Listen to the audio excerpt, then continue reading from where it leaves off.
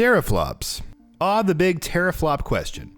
Even before the 8th gen consoles were released, rumors indicated that Durango, the Xbox One, had a 1.34 teraflop graphics processing unit, while the Orbis, the PS4, was set to feature a 1.84 teraflop GPU. This was taken by the press and the wider community as meaning that the PS4 had 50% faster graphics. While this isn't exactly far off the mark in terms of raw number crunching, real-life results weren't very clear.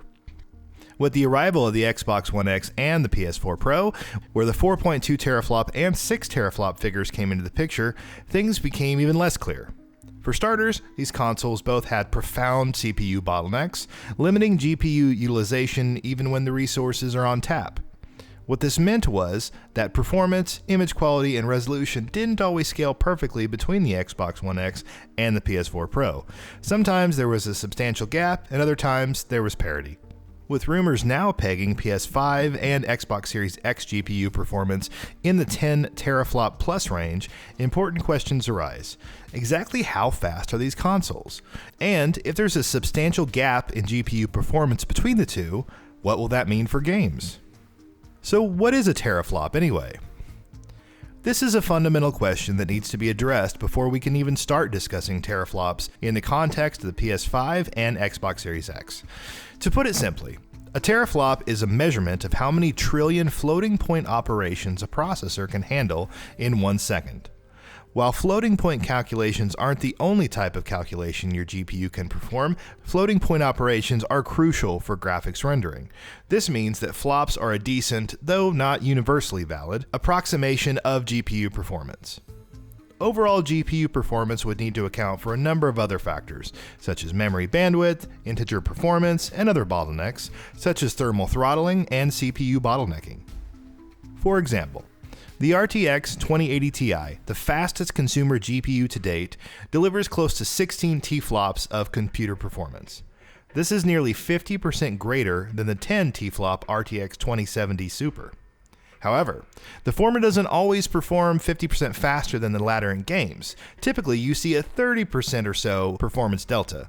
And when, for instance, resolution scaling and adaptive sharpening are taken into consideration, the 2070 Super can deliver a final output that's very close to the 2080 Ti at a native 4K. Another key factor is that floating point performance cannot be used to compare GPUs on different architectures. For example, large but relatively inefficient shader arrays meant that the GCN-based AMD RX Vega 64 delivered as much as 13.5 T-flops of compute power. In purely synthetic floating point workloads, this means that the Vega 64 could conceivably compete with the likes of the RTX 2080 Ti. However, in actual games, Vega 64 performance is far lower. As a matter of fact, the 9 T-flop RX 5700 XT, built on AMD's newer RDNA architecture, delivers substantially better in-game performance, even though its theoretical floating point performance is lower. That being said, in typical gaming workloads that are not CPU bound, GPU performance measured in T-flops will give you a good picture of in-game performance. The higher the floating point performance, the higher the GPU power. Why do teraflops matter for PS5 and Xbox Series X? Rumors and leaks so far give us a fairly complete picture of what the PS5 and Xbox Series X will look like in hardware terms.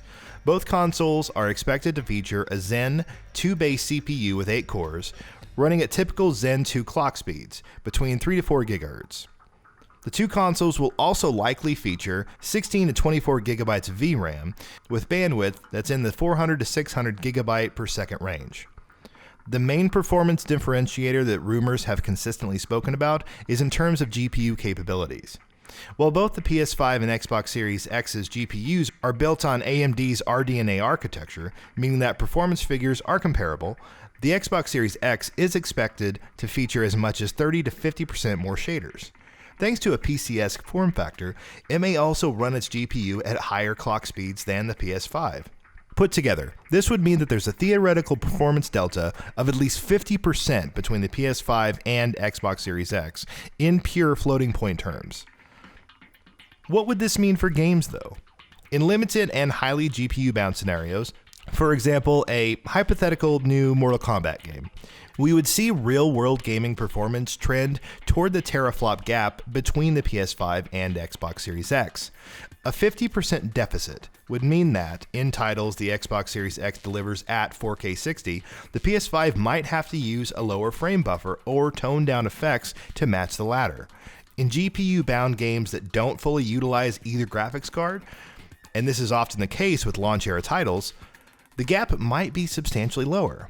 In these titles, we expect to see performance and image quality parity between the PS5 and Xbox Series X. When it comes to more CPU-bound scenarios in open-world games, for instance, the Xbox Series X will almost certainly enjoy a substantial performance lead.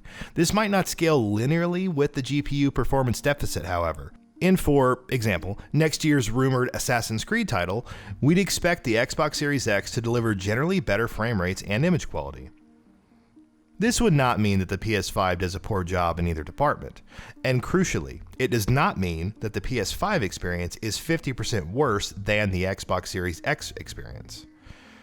Between frame reconstruction techniques, smart cutbacks to settings, and the limits of the average human eye, the perceived difference, while certainly visible, will be much more subtle.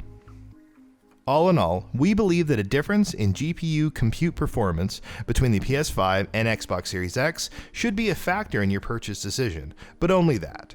A factor, among several others. Both machines are remarkably powerful and will deliver experiences far in excess of what 8th gen consoles offer. Developers at first-party studios will be sure to push both consoles in ways that go above and beyond the constraints of multi-plat titles.